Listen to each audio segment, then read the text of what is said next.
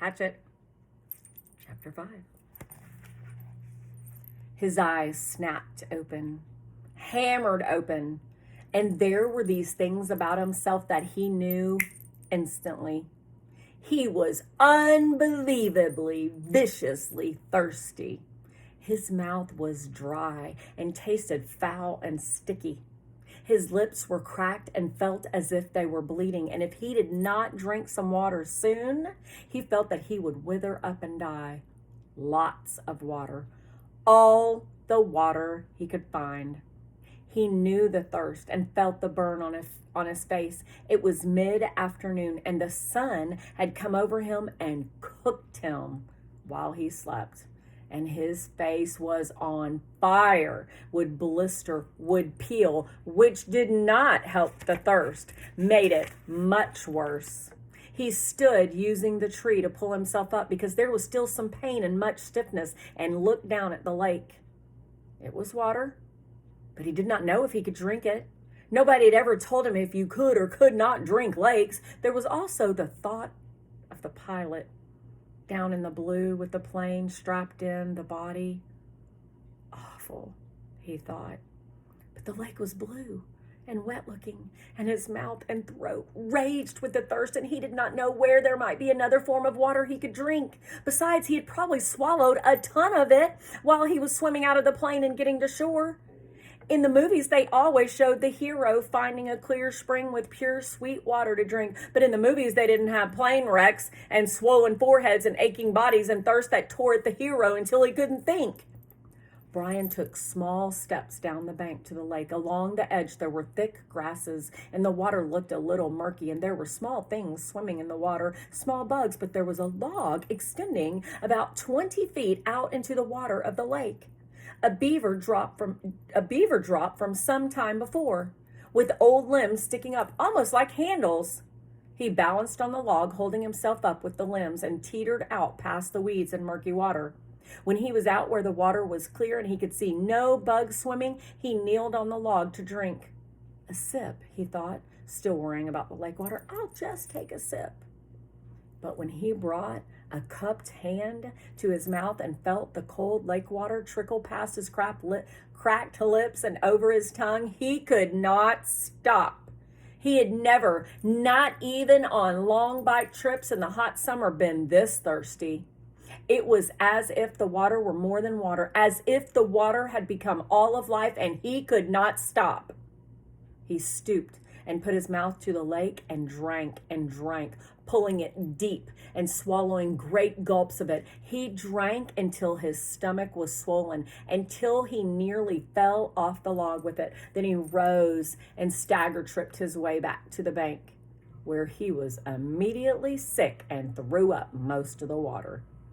But his thirst was gone, and the water seemed to reduce the pain in his head as well, although the sunburn still cooked his face.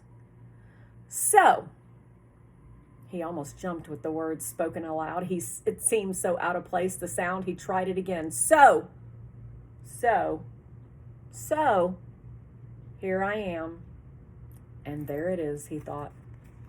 For the first time since the crash, his mind started to work. His brain triggered, and he began thinking, here I am.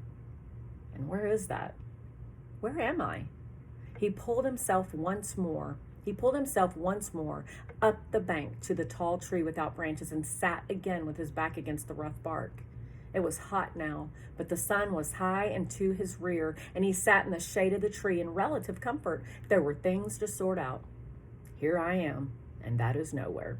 With his mind opened and thoughts happening, it all tried to come in with a rush, all of what had occurred, and he could not take it. The whole thing turned into a confused jumble that made no sense. So he fought it down and tried to take one thing at a time. He had been flying north to visit his father for a couple of months in the summer, and the pilot had had a heart attack and had died, and the plane had crashed somewhere in the Canadian North Woods, but he did not know where, how far they had flown, or in what direction, or where he was. Slow down, he thought. Slow down more. My name is Brian Robeson, and I am 13 years old, and I am alone in the North Woods of Canada. All right, he thought, that's simple enough. I was flying to visit my father and the plane crashed and sank in a lake. There, keep it that way. Short thoughts. I do not know where I am. Which doesn't mean much. More to the point, they don't know where I am. They, meaning anybody who might be wanting to look for me. The searchers, they would look for him, look for the plane. His father and mother would be frantic. They would tear the world apart to find him. Brian had seen searches on the news, seen movies about lost planes. When a plane went down, they mounted extensive searches, and almost always they found the plane within a day or two. Pilots all filed flight plans, a detailed plan for where and when they were going to fly with all the courses explained. They would come. They would look for him. The searchers would get government planes and cover both sides of the flight plan filed by the pilot and search until they found him. Maybe even today. They might come today. This was the second day after the crash. No. Brian frowned. Was it the first day or the second day? They had gone down in the afternoon and he had spent the whole night out cold. So this was the first real day. But they could still come today. They would have started the search immediately when Brian's plane did not arrive. Yeah, they would probably come today. Probably come in here with amphibious planes, small bush planes with floats that would land right here on the lake and pick them up and take them home. Which home? The father home or the mother home? He stopped the thinking. It didn't matter. Either on to his dad or back to his mother. Either way, he would probably be home by late night or early morning. Home where he could sit down and eat a large, cheesy, juicy burger with tomatoes and double fries with ketchup and a thick chocolate shake. And there came hunger. Brian rubbed his stomach. The hunger had been there, but something else, fear, pain, had held it down. Now, with the thought of the burger, the emptiness roared at him. He could not believe the hunger, had never felt it this way. The lake water had filled his stomach, but left it hungry, and now it demanded food, screamed for food. And there was, he thought, absolutely nothing to eat. Nothing. What did they do in the movies when they got stranded like this? Oh, yes. The hero usually found some kind of plant that he knew was good to eat and that took care of it. Just ate the plant until he was full or used some sort of cute trap to catch an animal and cook it over a slick little fire, and pretty soon he had a full 8-course meal. The trouble, Brian thought looking around, was that all he could see was grass and brush. There was nothing obvious to eat, and aside from about 1 million birds and the beaver, he hadn't seen animals to trap and cook, and even if he got one somehow, he didn't have any matches, so he couldn't have a fire. Nothing. It kept coming back to that. He had nothing. Well, almost nothing. As a matter of fact, he thought, I don't know what I've got or haven't got. Maybe I should try and just figure out how I stand. It will give me something to do, keep me from thinking of food until they come to find me. Brian had once had an English teacher, a guy named Perpich, who was always talking about being positive, thinking positive, staying on top of things. That's how Perpich had put it. Stay positive and stay on top of things. Brian thought of him now. Wondered how to stay positive and stay on top of this. All Perpich would say is that I have to get motivated. He was always telling kids to get motivated. Brian changed position so he was sitting on his knees. He reached into his pockets and took out everything he had and laid it on the grass in front of him. It was pitiful enough. A quarter, 3 dimes, a nickel and 2 pennies, a fingernail clipper, a billfold with a $20 bill in case you get stranded at the airport in some small town and have to buy food, his mother had said, and some odd pieces of paper. And on his belt, somehow still there, the hatchet his mother had given him. He had forgotten it and now reached around and took it out and put it in the grass. There was a touch of rust already forming on the cutting edge of the blade, and he rubbed it off with his thumb. That was it. He frowned. No, wait. If he was going to play the game, might as well play it right. Perpich would tell him to quit messing around, get motivated. Look at all of it, Robeson. He had on a pair of good tennis shoes, now almost dry, and socks, and jeans and underwear and a thin leather belt and a t-shirt with a windbreaker so torn it hung on him in tatters. And a watch. He had a digital watch still on his wrist, but it was broken from the crash. The little screen blank, and he took it off and almost threw it away, but stopped the hand motion and laid the watch on the grass with the rest of it. There. That was it. No, wait. One other thing. Those were all the things he had, but he also had himself. Perpich used to drum that into them. You are your most valuable asset. Don't forget that. You are the best thing you have. Brian looked around again.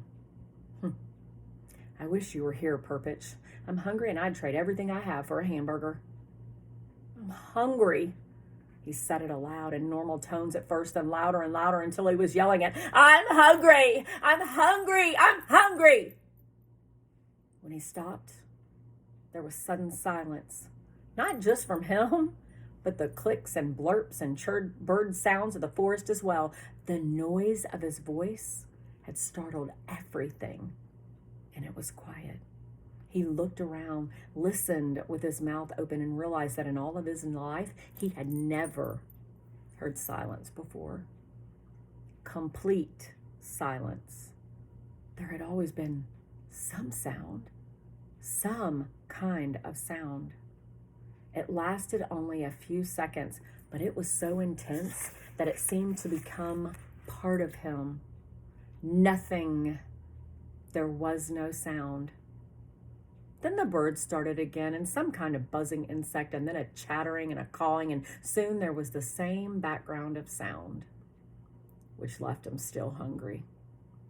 Of course, he thought, putting the coins and the rest back in his pocket and the hatchet in his belt. Of course, if they came tonight, or even if they took as long as tomorrow, the hunger is no big thing. People have gone for many days without food as long as they've got water. Even if they don't come until late tomorrow, I'll be all right. Lose a little weight maybe, but the first hamburger and a malt and fries will bring it right back. A mental picture of a hamburger, the way they showed it in the television commercials, thundered into his thoughts. Rich colors, the meat juicy and hot. He pushed the picture away. So even if they didn't find him until tomorrow, he thought, he would be all right. He had plenty of water, although he wasn't sure if it was good and clean or not. He sat again by the tree, his back against it. There was a thing bothering him. He wasn't quite sure what it was, but it kept chewing at the edge of his thoughts, something about the plane and the pilot that would change things. Ah, there it was, the moment when the pilot had his heart attack.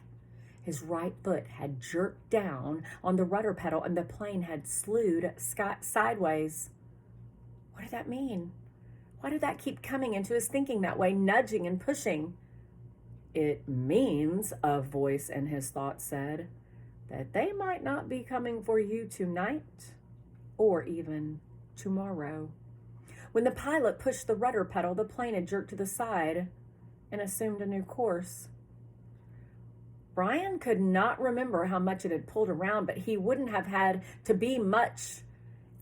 Because after that, with the pilot dead, Brian had flown for an hour after hour on the new course. Well, away from the flight plan the pilot had filed.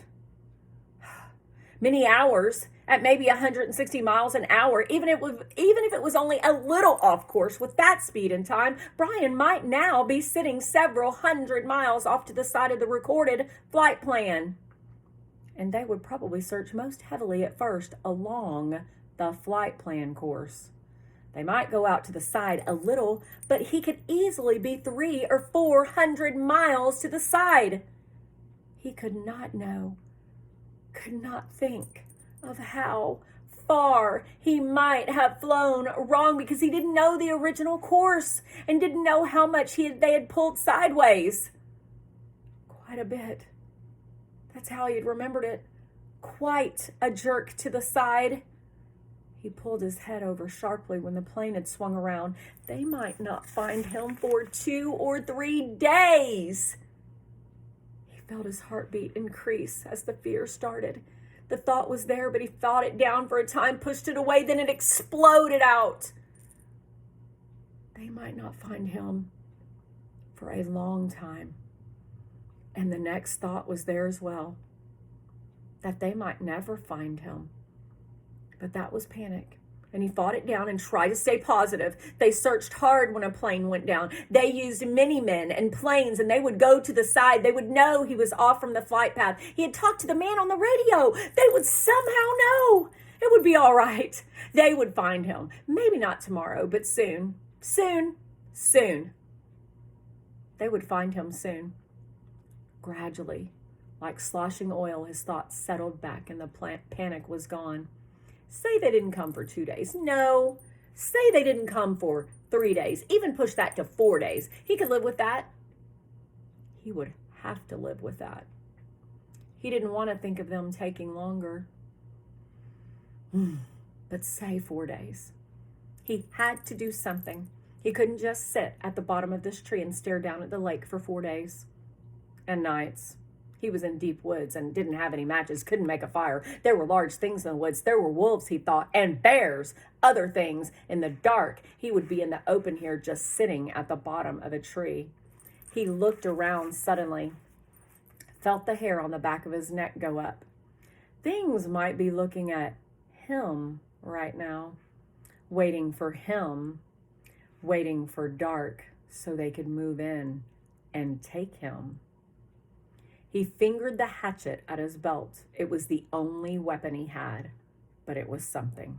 He had to have some kind of shelter. No, make that more. He had to have some kind of shelter, and he had to have something to eat. He pulled himself to his feet and jerked the back of his shirt down before the mosquitoes could get at it. He had to do something to help himself. I have to get motivated, he thought, remembering Purpich. Right now, I'm all I've got. I have to do something.